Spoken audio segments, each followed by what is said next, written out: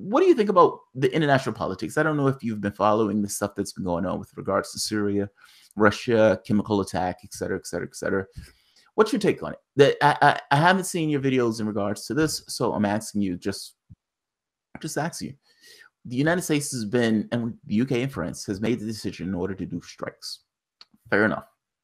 They have not necessarily given any evidence for those strikes. They've just done those strikes and have asserted that those strikes were necessary and those strikes were right. Here's a question. Are those strikes legal? A, and are those strikes the best thing in order to get some solution or some solution that doesn't necessarily involve a large loss of life in Syria or a World War III in Syria, starting from Syria? Yeah, I actually, if I'm being honest, I've mostly covered domestic stuff the last 2 years. So I've had more of an opportunity now, since I'm not in the field. I've done a lot of videos on Syria, actually. I had CNN on today because I like to punish myself. And Wolf Blitzer was speaking with Rand Paul, I believe it was. And Rand Paul said the obvious. Mind-blowing, right? I don't see any evidence. And I saw that. It was so stunning to me what Wolf Blitzer said, and I think he really I think it was genuine. He said, "So you think the intelligence might be wrong?" No, see, I always I always assume that they hire those guys because those guys have a point of view. It's almost like, would you hire somebody that did not have a similar point of view to you? Would you hire a conservative for your network? When you, George Sheridan, are sitting down at the desk and say, I'm going to hire a reporter for my show, do you hire somebody who comes out and says, I think Donald Trump is fucking awesome? No, you hire somebody who's similar to you. When they're hiring a Wolf Blitzer or Chuck Todd, Mr. Oblivious, they're doing so because Chuck Todd is oblivious. That's what I can't come to any other conclusion on this. Either they're lying or they're incompetent, and I don't know which. And they told the government line. I think it's both. I think that I don't know if you know, but I used to work at MSNBC for 2 dark years of my life. I was at Fox News.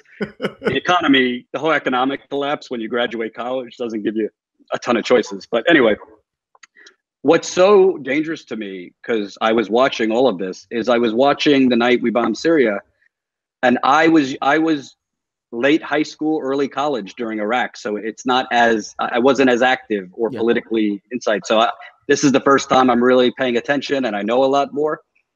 Literally, the corporate media is it's not even stenography anymore. It's public relations for U.S. intelligence.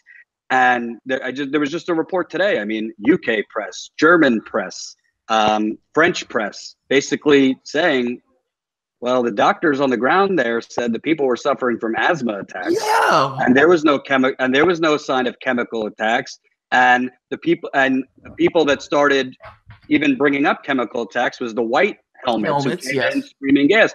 And what's so troubling is the media, CNN, MSNBC, right from the gate, is supposed to be asking, can you provide us your evidence?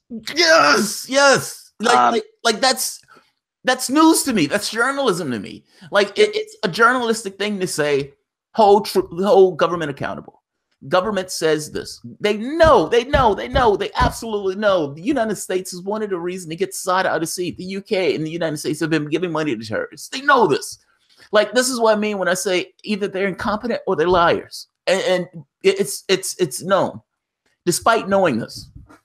I think that go ahead. I'm sorry. It's a mix of both, but as somebody who I've been in a lot of corporate cocktail parties, some by choice, some not. And, in life, whether you're corporate media or whatever, who you surround yourself with is who you are. And when you surround yourself by people who, to them, the holy grail is having access to these government officials and having these sources. They're not sources, they're government officials. Yeah. Those are the sources.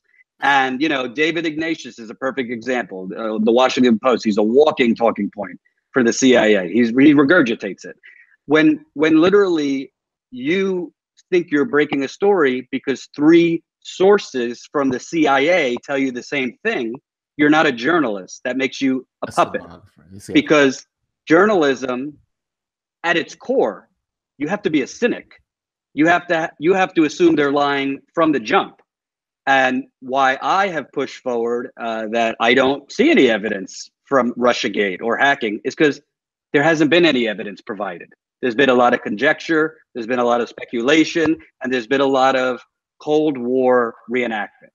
But on this, I think it's so dangerous because at the end of the day, do you really think you're going to keep bombing Syria and nothing's going to be done to the United States? Do you think that Putin is just going to like chill out there and Assad's just going to chill out there and Iran is just going to chill out there?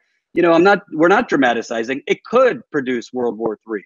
And I think at the end of the day, it is against international law what the United States just did. Anne-Marie Slaughter, who's a think tank person, I think the New America Foundation, she put out a tweet saying, even though it's against international law, even though we don't have all the evidence, I think we did the right thing.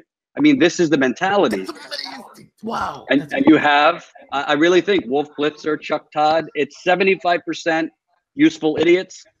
Actually, no, 50% useful idiots, 50% they like their money. That's terrifying.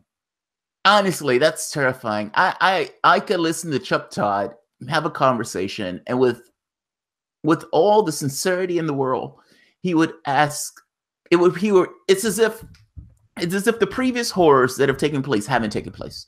So he would talk about the Iran deal, he would talk about Syria, he would talk about all these places, and all of these guys pretend as if there is no capacity for World War III.